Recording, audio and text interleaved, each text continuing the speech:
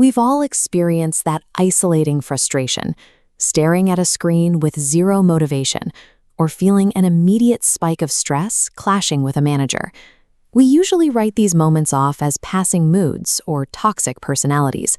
But the modern workplace isn't a random collection of people. It is a volatile psychological ecosystem. For most of the 20th century, corporate structure was built on scientific management, or Taylorism. The goal: treat human beings as literal, unthinking machine parts. Efficiency was found by timing every physical movement and standardizing every task. It successfully maximized mechanical output, but it completely ignored the human mind. The model eventually hit a ceiling. Unlike a machine, a human being possesses morale, and as companies discovered, that morale directly dictates how much work actually gets done. The break in the mechanical model came with the discovery of the Hawthorne effect. Researchers realized human performance changes when workers are observed and treated as individuals. This led to tracking charts, like these, monitoring behavior instead of speed. This created a massive vacuum in management logic. If humans aren't machines, the old rules of efficiency were suddenly useless. Industrial organizational psychology emerged specifically to fill this gap, acting as a bridge between laboratory science and the corporate boardroom. The legacy of the factory floor was failing. Understanding production now, not looking past physical mechanics and toward the study of human behavior.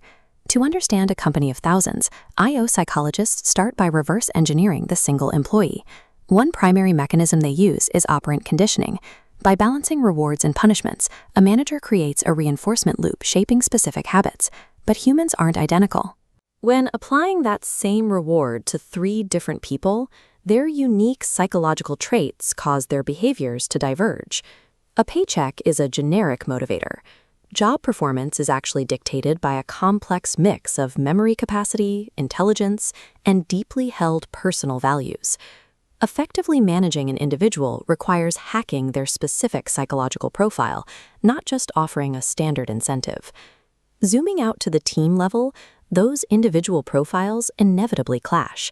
Friction isn't just possible, it's a statistical certainty. This is where the science mediates. IO psychology deploys communication theories to decode the invisible misunderstandings that happen when different personalities are forced to collaborate. One tool is cognitive restructuring, a method used to neutralize interpersonal conflict by forcing a team to reframe how they perceive a challenge. Emotional intelligence is a technical metric, actively engineered to ensure that defensive body language doesn't cause a systemic team breakdown. A high-performing team isn't a stroke of luck, it is a carefully calibrated psychological balancing act engineered to avoid collapse. Finally, zooming out to the entire organization poses the ultimate logistical question. How do you scale behavioral science across a workforce of thousands? The answer is the scientist-practitioner model. This is the core identity of the field, forcing rigorous academic data into the messy reality of business. Early specialists fought to differentiate their work from clinical therapy, seen in these internal APA debates. By defining the field as the study of behavior in work organizations, they built today's tools: fair assessment centers, data-driven hiring, and the architecture of company culture. A modern corporation is no longer just an economic entity. It is a massive, actively engineered psychological experiment. The hiring algorithms, team structures, and performance reviews you navigate every day are the direct, deliberate result of decades of behavioral research. While HR departments use this science to drive productivity, for the individual worker, it is a vital defensive playbook. Understanding these hidden forces allows you to navigate conflict, adapt to technological shifts, and take control of your own career trajectory. We've moved far beyond the mechanical era of the assembly line. Awareness of the corporate ecosystem is the only way to thrive within it. The ultimate tool for success isn't just knowing your job duties, it is mastering the hidden psychology of the people and systems that surround you.